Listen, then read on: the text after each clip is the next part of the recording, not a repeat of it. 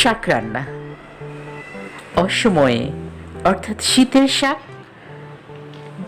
শীতের শাক অন্য সময়, গ্রীষ্মকালীন সময়, অবশ্য এখন তো গ্রীষ্মকাল নয়, হেমন্ত চলছে।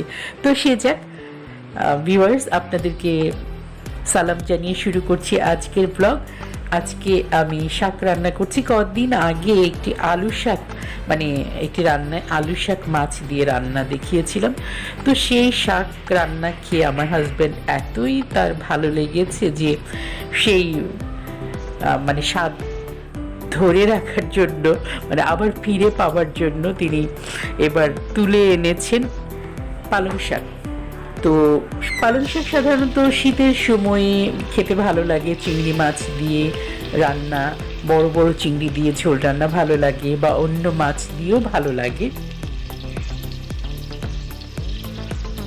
আলুর সাথে মেশালে রান্নাটা আরও ভালো হয়।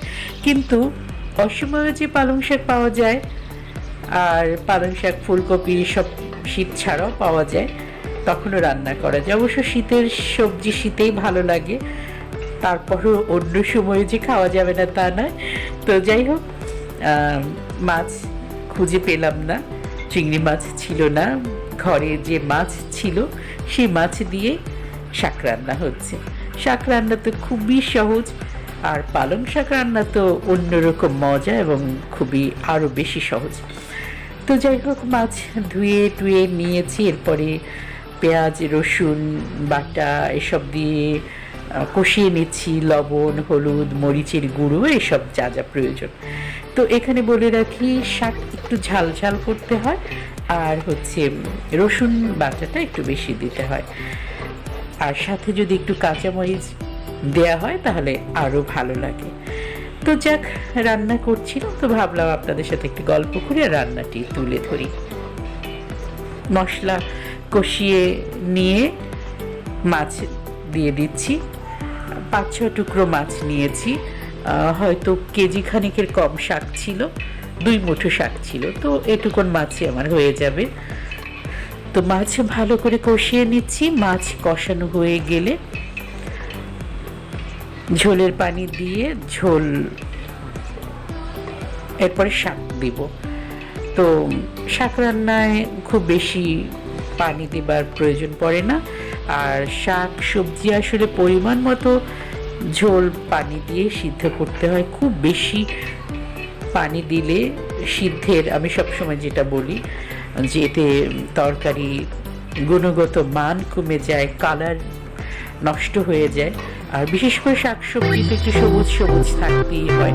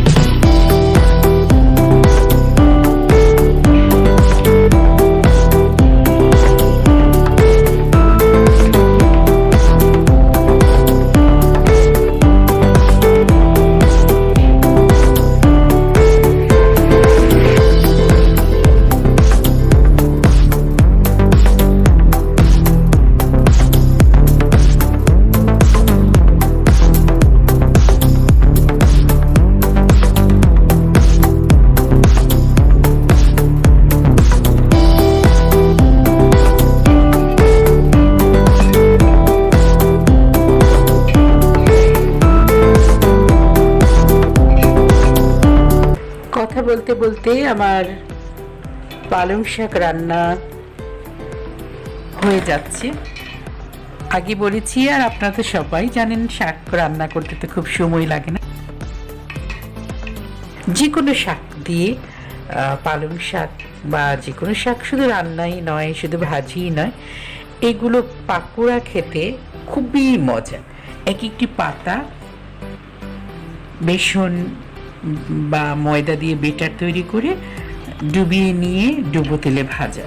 আবার অনেক সময় শাক কুচি করে বেসন ময়দা মেখে পাকোড়া তৈরি করা, এক একটা মানে এক এক রকম স্বাদের।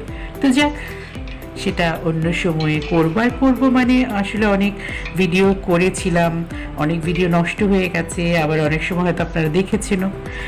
তো যাক, আজকে শাক রান্নায় এবার প্রায় শেষ হয়ে আসছে। কিছু কাঁচামরিচ ছিল, দিয়ে দিলাম। কাঁচামরিচ আসলে আমি ফ্রিজে রেখে দিই, ডিপ ফ্রিজে। ধনে পাতা কুচিও ডিপ ফ্রিজে রেখে দিই সময় মতো, তাহলে রান্নায় দিতে পারি, সহজ হয়। তো এই যে হয়ে গেল, বেড়ে নিয়েছি, এবার খাবার পালা। গরম গরম ভাতে গরম গরম শাক রান্না। আশা করি আপনাদের ভালো লেগেছে, আপনারাও করে খাবেন। আর মতামত জানাতে ভুলবেন না যেন, মানে মাঝে মাঝে আপনাদের সাথে কথা বললে, মতামত দিলে আমারও ভালো লাগবে। ভালো ভালো রান্না আনতে অনুপ্রাণিত হব। সাবস্ক্রাইব করে পাশে থাকবেন আশা করি। তো আজ এই পর্যন্ত, সবাই ভালো থাকুন, সুস্থ থাকুন, আমার জন্য দোয়া করবেন। খোদা হাফেজ।